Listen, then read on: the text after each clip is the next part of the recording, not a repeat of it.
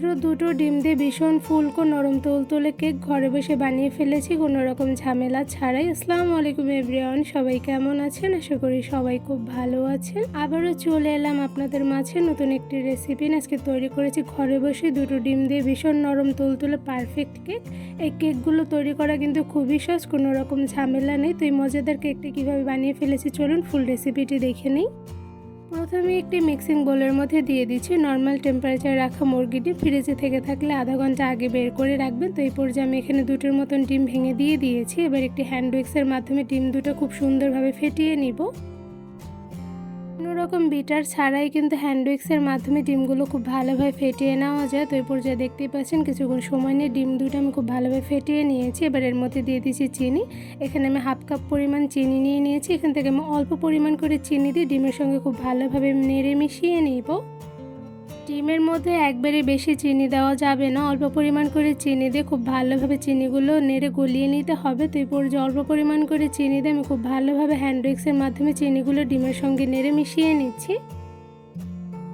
Hand উইক্সের মাধ্যমে ডিমগুলো অনবরত সেম প্রসেসে নেড়ে নিলেই কিন্তু খুব সহজে ডিমের মধ্যে ফোম ক্রিয়েট হয়ে যায়। তো এই পর্যায়ে আমি প্রায় 9 থেকে 10 মিনিট সময় নিয়ে ফোমগুলো ক্রিয়েট করে নিচ্ছি ডিমের মধ্যে। তো এই পর্যায়ে দেখতেই পাচ্ছেন অনেকটা পরিমাণে ফোম ক্রিয়েট হয়েছে। এবার এর মধ্যে দিয়ে দিচ্ছি রান্নার সয়াবিন তেল। এখানে আমি হাফ কাপ পরিমাণ রান্নার সয়াবিন তেল দিয়ে দিয়েছি।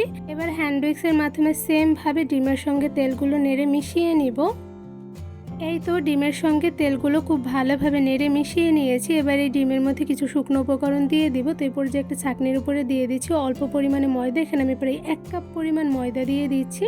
আর সাথে দিয়ে দিচ্ছি 1 চা চামচ পরিমাণ বেকিং পাউডার, সাথে দিয়ে দিচ্ছি হাফ চা চামচ পরিমাণ লবণ। এবার এই শুকনো উপকরণগুলো খুব ভালোভাবে চেলে নিব। ঘরে বসেই পারফেক্ট কেক বানানোর জন্য সঠিক মেজারমেন্টে কিন্তু সবগুলো উপকরণ দিয়ে দিতে হবে, তাহলে কিন্তু কেকটা একদম পারফেক্ট হবে। তো এই পর্যায়ে কিন্তু সবগুলো শুকনো উপকরণ খুব ভালোভাবে চেলে নেওয়া হয়ে গিয়েছে।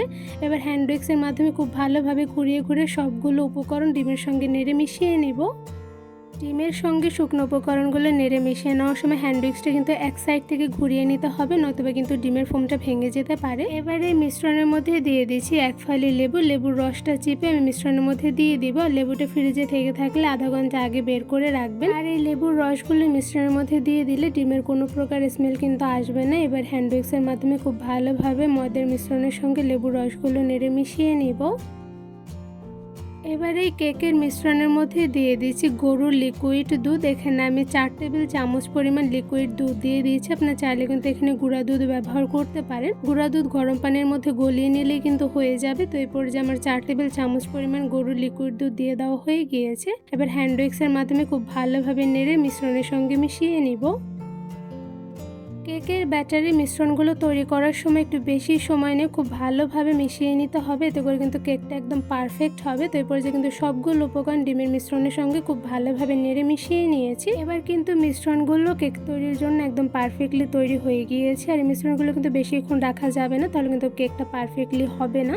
এবার কেকের মোলটা তৈরি করে নিব। তো এখানে আমি ছোটো সাইজের একটি সসপ্যান নিয়ে নিয়েছি। আপনার চাইলে কিন্তু এখানে যে কোনো মোলটি ব্যবহার করতে পারেন। এবার এর মধ্যে দিয়ে দিচ্ছি 1 চা চামচ পরিমাণ রান্নার সয়াবিন তেল। এবার একটি প্যাচুলারের সাহায্যে চারো সাইডে তেলগুলো খুব ভালোভাবে ব্রাশ করে নিব। এই তো ব্রাশ করে নেওয়া হয়ে গিয়েছে। এবার এর মধ্যে দিয়ে দিচ্ছি গোল শেপে কেটে রাখা পেপারের উপরে সেম ভাবে তেলগুলো ব্রাশ করে নিব। এতে করে কিন্তু কেকের নিচে খুব সুন্দর একটি কালার আসবে, আর কেক কিন্তু কোনো প্রকার পুড়ে যাবে না। এবার এর মধ্যে দিয়ে দিচ্ছি কেকের মিশ্রণগুলো কিন্তু খুব ভালোভাবে উপর থেকে ঢেলে নিতে হবে, এতে করে কিন্তু কোনো প্রকার লাম্পস ক্রিয়েট হবে না। এবার একটি প্যাচুলারের সাহায্যে কেকের মিশ্রণগুলো সবগুলো আমি মোল্ডের মধ্যে ঢেলে নিচ্ছি। তো এই পর্যায়ে দেখতেই পাচ্ছেন সবগুলো কিন্তু খুব ভালোভাবে ঢেলে নেওয়া হয়ে গিয়েছে। এবার কেকের মোল্ডটা একটু হাতের সাহায্যে ড্যাপ ড্যাপ করে নেব, এতে করে কিন্তু ভেতরে কোনো প্রকার বাবলস থাকবে না। এবার এই কেকটা আমি বেক করে নিব। এবার কেক বেক করার জন্য প্রথমে মিডিয়াম টু লো আছে পাত্রটা আমি 5 মিনিটের মতন প্রিহিট করে নিয়েছি। এবার এই পাত্রের মধ্যে কেকের মোলটা দিয়ে ঢাকনা দিয়ে ঢেকে প্রায় 45 মিনিটের মতন কেকটা আমি বেক করে নিব। মিডিয়াম টু লো আছে কেকটা 45 মিনিট বেক করে নেওয়ার পর দেখতেই পাচ্ছেন মাশাআল্লাহ কেকটা কিন্তু ভীষণ পরিমাণে ফুলকো হয়েছে। আর সিলভার ঢাকনা দিয়ে ঢেকে দেওয়ার কারণে কিন্তু কেকটার উপরে খুব সুন্দর কালার এসেছে। এটা কিন্তু কাচের ঢাকনা দিয়ে ঢেকে দিলে একদমই আসবে না। তো এই পর্যায়ে কাঠি দিয়ে কেকটা চেক করে নিয়েছি, কেকটা কিন্তু পারফেক্টলি হয়ে গিয়েছে। এই তো কিছুক্ষণ সময় নিয়ে কেকের মোলটা ঠান্ডা করে নিয়েছি। এবারে কেকটা মোল্ড আউট করার জন্য একটু ছুরির সাহায্যে চারো সাইড থেকে কেকটা আমি একটু ছাড়িয়ে নিচ্ছি। এবার একটি পাত্রের সাহায্যে আমি কেকটা মোল্ড আউট করে নিব। এই তো খুব সহজে কেকটা মোল্ড আউট করে নেওয়া হয়ে গিয়েছে। আর কেকের নিচে পেপার দেওয়ার কারণে দেখতেই পাচ্ছেন কোনো প্রকার কিন্তু নিচে পুড়ে যায়নি, সাথে খুব সুন্দর কালার এসেছে। এরপর যে আমি পেপারটা তুলে নিচ্ছি। এই তো খুব সহজেই ভীষণ ফুলকো নরম তুলতুলে কেক ঘরে বসে বানিয়ে ফেলেছি শুধুমাত্র 2টো ডিম আর অল্প কিছু শুকনো উপকরণ দিয়ে। বিকেলে নাস্তে বা ছোট বাচ্চাদের জন্য যে কোনো সময় কিন্তু এই মজাদার কেকটা পারফেক্টলি ঘরে বসে তৈরি করে নিতে পারবেন। এবার এই কেকটা আপনাদের একটু কেটে দেখাচ্ছি অ্যাকচুয়ালি ভেতরে কেমন হয়েছে। তো এরপর যা ছুরির সাহায্যে খুব সহজে কেকটা কেটে নিচ্ছি। আর এই কেকটা কিন্তু মাশাআল্লাহ ভীষণ পরিমাণে নরম তুলতুলে হয়েছে আর ভেতর থেকে হয়েছে একদম পারফেক্ট। কতটা পরিমাণে নরম তুলতুলে আর পারফেক্ট হয়েছে আশা করি আপনারা দেখেই বুঝতে পারছেন। সাথে কেকের চারো সাইডে খুব সুন্দর কালার এসেছে, যা দেখতে কিন্তু খুবই লোভনীয় হয়েছে। এবার ছুরির সাহায্যে কেকটা আমি ছোট পিস করে কেটে নেব। এই কেকটা কিন্তু একবার বানিয়ে প্রায় 2 থেকে 3 দিন সংরক্ষণ করে রাখা যাবে, এতে করে কিন্তু কেকটা একদম পারফেক্টলি নরম তুলতুলে থাকবে। এই ফুলকো নরম তুলতুলে পারফেক্ট কেক তৈরি রেসিপিটি কেমন লেগেছে তা অবশ্যই কমেন্ট করে জানাবেন। রেসিপিটি ভালো লেগে থাকলে আমার চ্যানেলটি সাবস্ক্রাইব করে ভিডিওতে লাইক কমেন্ট শেয়ার করে আমার পাশেই থাকবেন। আজকে এখানে বিদায় নিচ্ছি। সবাই সুস্থ থাকবেন, ভালো থাকবেন। আল্লাহ হাফেজ।